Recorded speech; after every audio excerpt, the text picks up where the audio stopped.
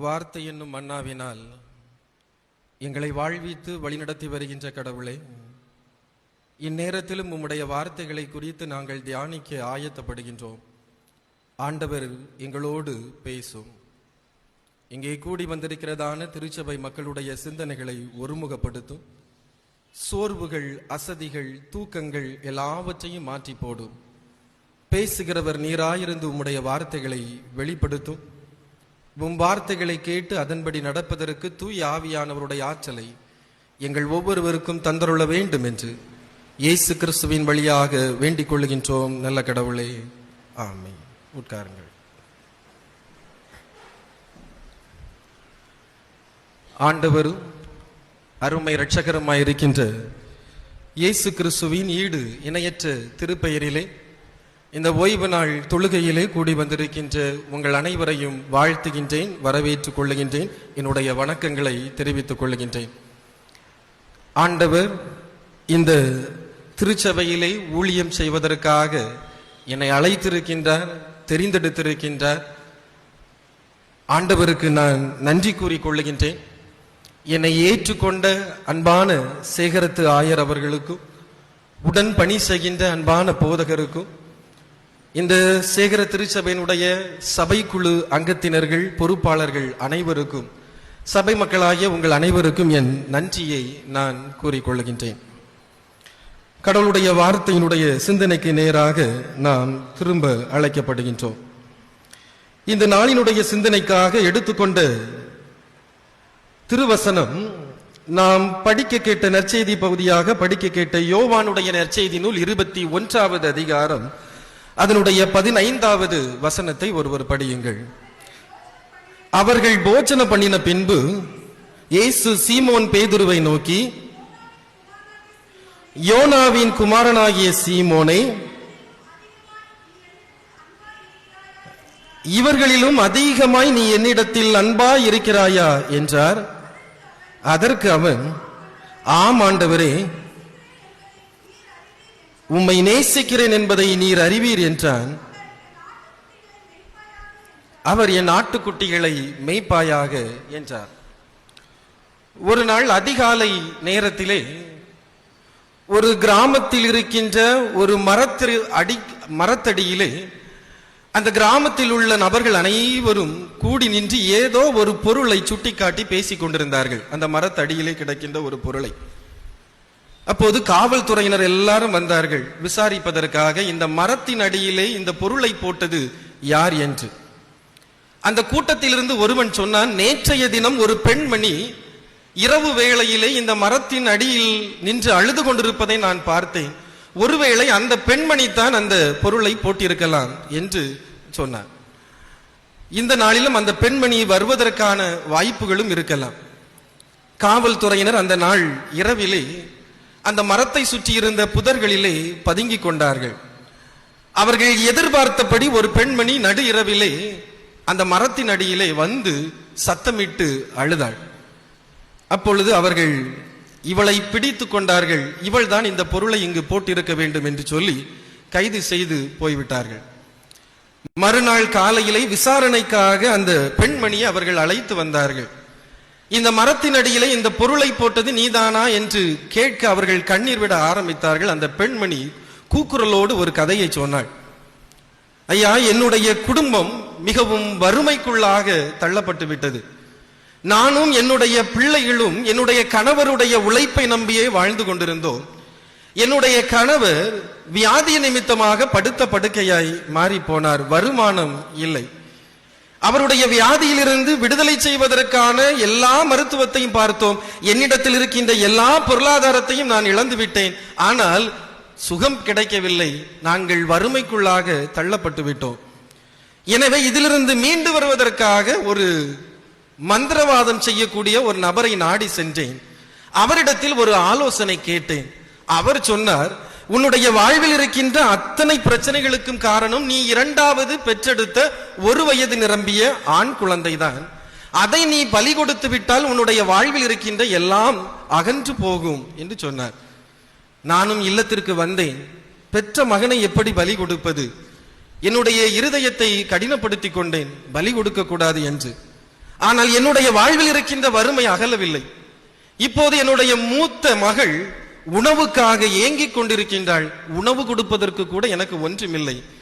எனவே ஒரு கட்டத்திலே நானே என்னுடைய 1 வயது நிரம்பிய அந்த ஆண் குழந்தையினுடைய கழுத்தை நெரித்து கொலை செய்து அந்த குழந்தையினுடைய இருதயத்தை வெட்டி இந்த மரத்தின் அடியிலே கொண்டு புதைத்து விட்டேன் என்று சொன்னார். அந்த மரத்தின் அடியிலே கிடந்தது 1 வயது நிரம்பிய ஒரு ஆண் குழந்தையினுடைய இருதயம். இது நடைபெற்ற நிகழ்வு. யாரை நம்பி இந்த உலகத்தில் வாழ்வது? பெற்றோரையா, பிள்ளைகளையா, உறவுகளையா, சகோதரனையா, நண்பனையா என்று மிகப்பெரிய கேள்வி எழும்பிக் கொண்டிருக்கின்றது. அன்பு என்பது கேள்விக்குறியாக இருக்கின்ற காலம். பெற்றோர் பிள்ளைகளை நம்ப முடியவில்லை, பிள்ளைகள் பெற்றோரை நம்ப முடியவில்லை, நண்பர்களை நம்ப முடியவில்லை, உறவுகளை நம்ப முடியவில்லை. அன்பு உண்மையானதாக இருக்கிறதா இல்லையா என்பது. ஆனால் திருமறை நம்மிடத்தில் எதிர்பார்க்கிறது, நீங்கள் அன்போடு நடங்கள், நீங்கள் அன்பு கொண்டு வாழுங்கள் என்று திருமறை எதிர்பார்க்கின்றது. உண்மையான, உணர்வு பூர்வமான, உருக்கமான அன்புடையவராய் கிறிஸ்துவுடன் நடக்க வேண்டும், இயேசுவுடன் நடக்க வேண்டும் என்று திருமறை விரும்புகின்றது, கடவுளும் விரும்புகின்றார். இந்த நாளினுடைய தலைப்பு இதுதான், உணர்வார்ந்த அன்புடன் கிறிஸ்துவுடன் நடங்கள், அல்லது உருக்கமான அன்புடன் கிறிஸ்துவுடன் நடங்கள். Walk with Christ in passionate love. ஒரு உணர்வு பூர்வமான, உருக்கமான, உணர்வார்ந்த அன்பு. இந்த அன்போடு கிறிஸ்துவுடன் இணைந்து நாம் நடக்க அழைக்கப்படுகின்றோம். அன்பு பல பரிமாணங்களை உடையது. அந்த அன்பினுடைய 2 நிலைகளை இந்த நாளிலும் நாம் கற்றுக்கொள்ள அழைக்கப்படுகின்றோம். கடவுளின் அன்பு எப்படிப்பட்டது? 2வது, கிறிஸ்துவுடன் நடக்கும் ஒரு உருக்கமான அன்பு உடையவர் எப்படி வாழ்வார் என்பது தான். முதலாவது, கடவுளின் அன்பு எப்படிப்பட்டது? எரேமியா தீர்க்கதரிசியினுடைய புத்தகம் 31வது அதிகாரம் அதனுடைய 3வது வசனத்தை ஒருவர் படியுங்கள். பூர்வ காலம் முதல் கர்த்தர் எனக்கு தரிசனையானார் என்பாய், ஆம், அநாதி சிநேகத்தால் உன்னை சிநேகித்தேன், ஆதலால் காருண்யத்தால் உன்னை இழுத்துக் கொள்கிறேன் என்றார். இங்கு ஆண்டவருடைய, கடவுளுடைய அன்பு அது அநாதியானது, அது நித்தியமானது. அந்த திருமறை அதைத்தான் சொல்லுகின்றது, அநாதி சிநேகத்தால் உன்னை நான் சிநேகித்தேன். இந்த அநாதி அல்லது நித்தியம் என்கின்ற அந்த வார்த்தைக்கு பயன்படுத்தப்பட்டிருக்கின்ற எபிரைய வார்த்தை என்னவென்றால் ஓலாம் என்பது. ஓலாம் என்கின்ற எபிரைய வார்த்தை தான் அநாதி என்று மொழிபெயர்க்கப்பட்டிருக்கிறது, அல்லது நித்தியம் என்று சொல்லலாம். அந்த வார்த்தையினுடைய அர்த்தம் மிகவும் ஆழமானது. அது காலத்தை கடந்தது என்பதை நினைப்பூட்டுகிறது. அநாதி என்கின்ற அந்த சொல்லினுடைய பின்னணியத்தில் இருக்கின்ற அர்த்தம் அது காலத்தை கடந்தது. கடந்த காலம், நிகழ்காலம், எதிர்காலம் என்று அனைத்து காலத்தையும் கடந்து நிற்பது ஆண்டவருடைய அன்பு. அந்த எபிரைய வார்த்தையினுடைய இன்னொரு பொருள் என்னவென்றால் மறைந்துள்ள அன்பு, மனிதனுடைய அறிவுக்கும் புத்திக்கும் எட்டாத அன்பு.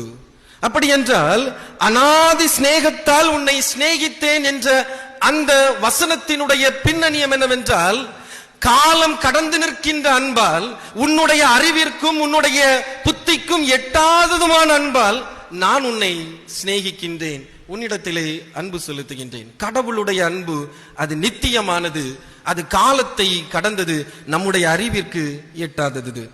எனவே தான் அப்போஸ்தலனாகிய பவுல் அந்த எபேசியருக்கு எழுதின நிருபம் 3வது அதிகாரம் 19வது வசனத்திலே சொல்லுவார், அறிவு கெட்டாத அந்த அன்பை அறிந்து கொள்ள வல்லவர்களாக மாறுங்கள். அந்த அன்பை அறிந்து கொள்வதற்கு முயற்சி செய்யுங்கள் என்று அழைப்பு கொடுக்கின்றார். கடவுளுடைய அன்பு காலம் கடந்து நிற்கும், அது நம்முடைய அறிவுக்கு எட்டாதது. கடவுளுடைய அன்பு எப்படிப்பட்டது? அந்த வசனம் 31வது அதிகாரம் 3வது வசனத்தினுடைய கடைசி பகுதி சொல்கின்றது, காருண்யத்தால் உன்னை இழுத்துக் கொள்ளுகிறேன். இந்த இழுத்துக் கொள்ளுகிறேன் என்பதற்கு பயன்படுத்தப்படுகின்ற அந்த எபிரைய சொல் என்னவென்றால் மஷக் என்பது. அப்படி என்றால் அதனுடைய அர்த்தம், ஒரு தாய் தனது குழந்தையை மென்மையாக இழுத்து அணைப்பது போல நான் உன்னை இழுத்துக் கொள்ளுகின்றேன். நான் உன்னை இழுத்துக் கொள்ளுகின்றேன், காருண்யத்தால் உன்னை இழுத்துக் கொள்ளுகின்றேன் என்றால் கடவுள் அங்கு சொல்லுகின்றார், ஒரு தாய் தன்னுடைய குழந்தையை மென்மையாக அணைப்பது போல நான் உன்னை இழுத்துக் கொள்ளுகின்றேன். இந்த அன்பு வற்புறுத்தலினால் ஏற்படுவது அல்ல, அது ஆசை நிறைந்த ஒரு ஈர்ப்பு. சென்ற 2 அல்லது 3 நாட்களுக்கு முன்பாக நடைபெற்ற ஒரு விபத்தினை நீங்கள் செய்தித்தாளிலே படித்திருப்பீர்கள். மத்திய பிரதேசம் ஜபல்பூரிலே நர்மதா நதிக்கு குறுக்கே கட்டப்பட்ட அந்த பார்க்கி அணையிலே சுற்றுலாவுக்கு சென்ற அந்த படகானது விபத்திலே மூழ்கியது. இந்த படகிலே இருந்த 9 பேர் மரித்து போய்விட்டார்கள் என்று 31 பேர் பயணம் செய்தார்கள். 9 பேர் மரித்து போய்விட்டார்கள்.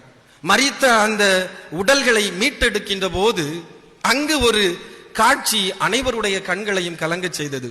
ஒரு தாய் 4 வயது நிரம்பிய தன்னுடைய மகனை கட்டி அணைத்தபடியே மரித்து போய் இருந்தார்கள்.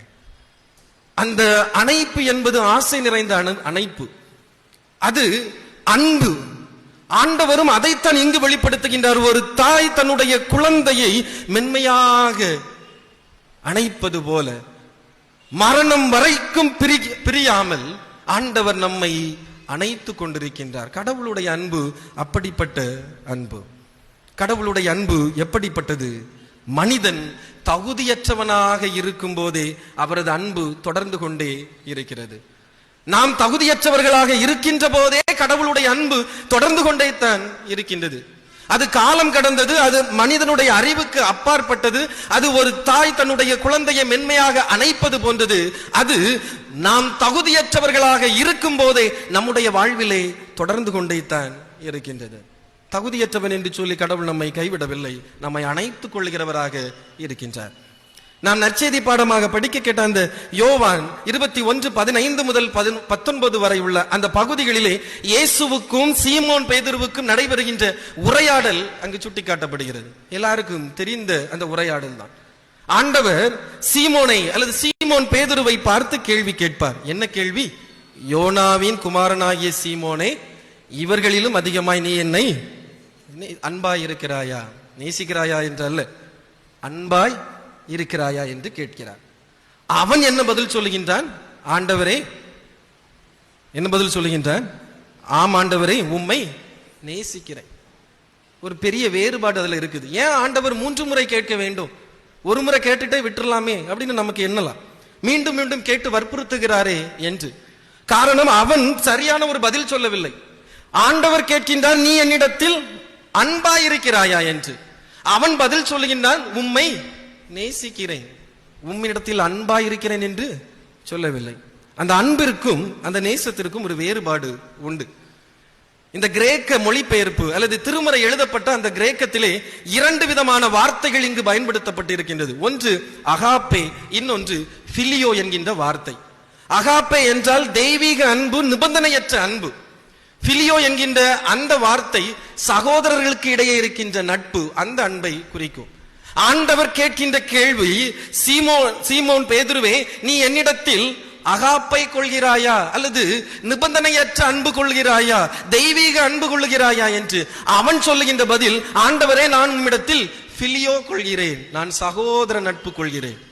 கடவுள் கேட்கின்ற அந்த நிபந்தனையற்ற அன்பை அவன் பதிலாக சொல்லவில்லை. எனவே தான் ஆண்டவர் 2வது முறையும் கேட்பார், நீ என்னிடத்தில் அன்பாயிருக்கிறாயா, அகாப்பை கொள்கிறாயா. அப்போதும் அவன் பதில் சொல்லுவான், நான் உம்மை நேசிக்கிறேன், நான் பிலியோ தான் கொள்ளுகிறேன். வேறுபாடு.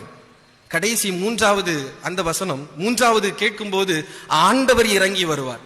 அவர் 3வது நேரத்திலே வார்த்தையை மாற்றி விடுவார். சீமோனே, நீ என்னை நேசிக்கிறாயா என்று கேட்பார். அந்த 17வது வசனம். முதல் 2 முறையும் நீ என்னிடத்தில் அன்பாயிருக்கிறாயா என்று கேட்ட இயேசு 3வது முறை நீ என்னை நேசிக்கிறாயா என்று கேட்பார். அப்போதுதான் அவன் சொல்லுவான், நான் உம்மை நேசிக்கிறேன் என்பதை நீர் அறிவீர். இப்போது ஆண்டவரும் இறங்கி வந்தார். நீ என்னை பிலியோ கொள்கிறாயா, சகோதர நட்பு கொள்கிறாயா? அவனும் ஆம் என்று சொல்லுகின்றான். கடவுள் எதிர்பார்த்த அன்பு அவனிடத்தில் இல்லை என்று அறிந்த போது கடவுள் இறங்கி வருகின்றார். கடவுளுடைய அன்பிற்கு தகுதியற்றவனாய் அவன் இருக்கின்ற போது ஆண்டவர் இறங்கி வருகின்றார். இது தான் கடவுளுடைய அன்பு. தகுதியற்றவர்களாய் நாம் இருக்கும் போதே கடவுளின் அன்பு நம்மிடத்திலே தொடர்ந்து கொண்டே தான் இருக்கின்றது. 3 முறை அவன் மறுதலித்தான். 3 முறை இங்கு ஆண்டவரிடத்தில் அன்பு கொள்கிறேன் என்று அவன் அந்த பிரிந்து போன உறவை மீண்டும் வலுப்படுத்தி கொள்ளுகின்றான். இந்த வசனங்கள் அதைத்தான் நமக்கு கற்றுத் தருகின்றன. கடவுளுடைய அன்பு காலம் கடந்தது. கடவுளுடைய அன்பு அறிவிற்கு அப்பாற்பட்டது. கடவுளுடைய அன்பு தாய் தன்னுடைய குழந்தையை மென்மையாக அணைப்பது போன்றது.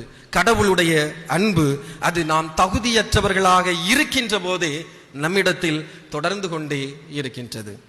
இரண்டாவதாக, கிறிஸ்துவுடன் நடக்கும் உருக்கமான அன்பு என்ன செய்யும்? இந்த நாளுடைய தலைப்பும் அதுதான்.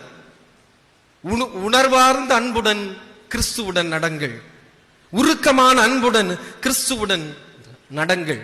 கிறிஸ்துவினுடைய அன்பு இத்தகையது என்று கற்றுக்கொண்டோம்.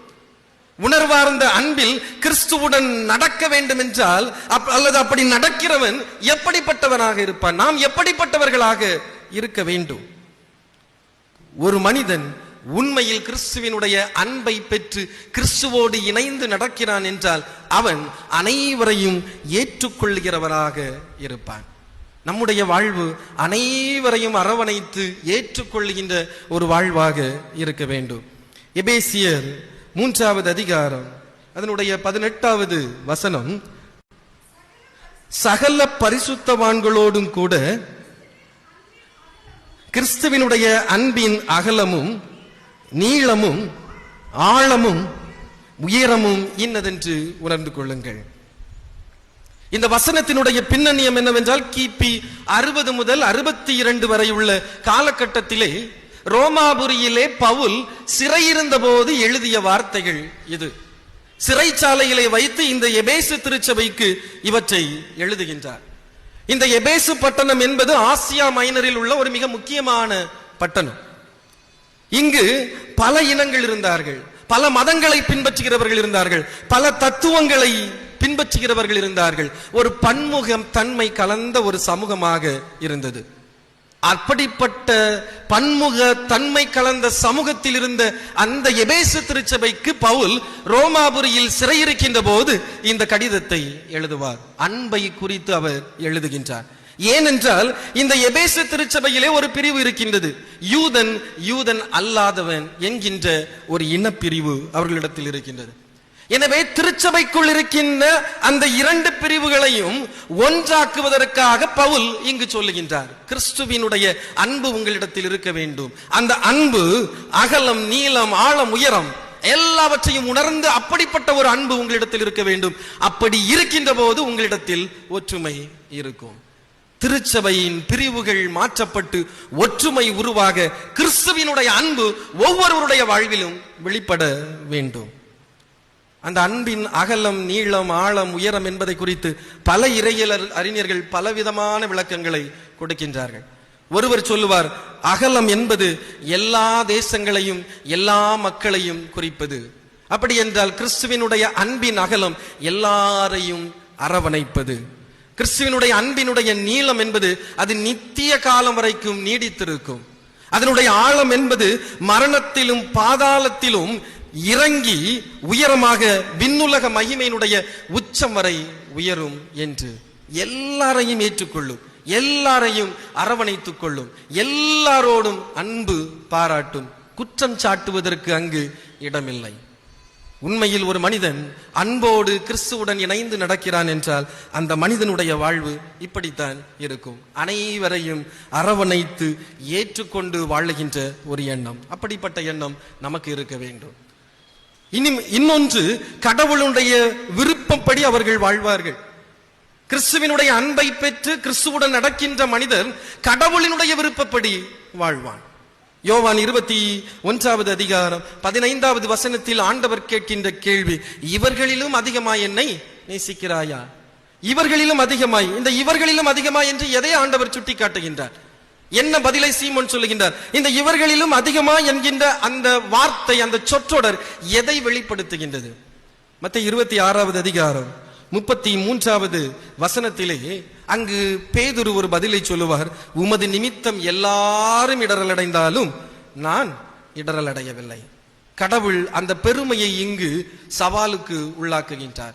இவர்களிலும் அதிகமாய் நீ என்னை நேசிக்கிறாயா? நீ சொன்னாயே ஒரு காலத்தில், எல்லாரும் இடரல் அடைந்தாலும் நான் இடரல் அடைய மாட்டேன் என்று, எல்லாரும் ஓடி போனாலும் நான் ஓடி போக மாட்டேன் என்று சொன்னாயே, எல்லாரும் மறுதளித்தாலும் நான் உடன் இருப்பேன் என்று சொன்னாயே, எல்லாரும் பயந்திருந்தாலும் நான் உடன் இருப்பேன் என்று சொன்னாயே. இப்போது நான் கேட்கின்றேன், இவர்களிலும் அதிகமாய் நேசிக்கிறாயா?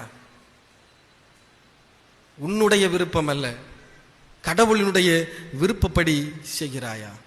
மீண்டுமாக அவன் தன்னுடைய பழைய வாழ்வுக்கு தான் திரும்பினான். மீன்கள் படவுகள் என்று எடுத்துக்கொண்டு மீன் பிடிக்க சென்றான்.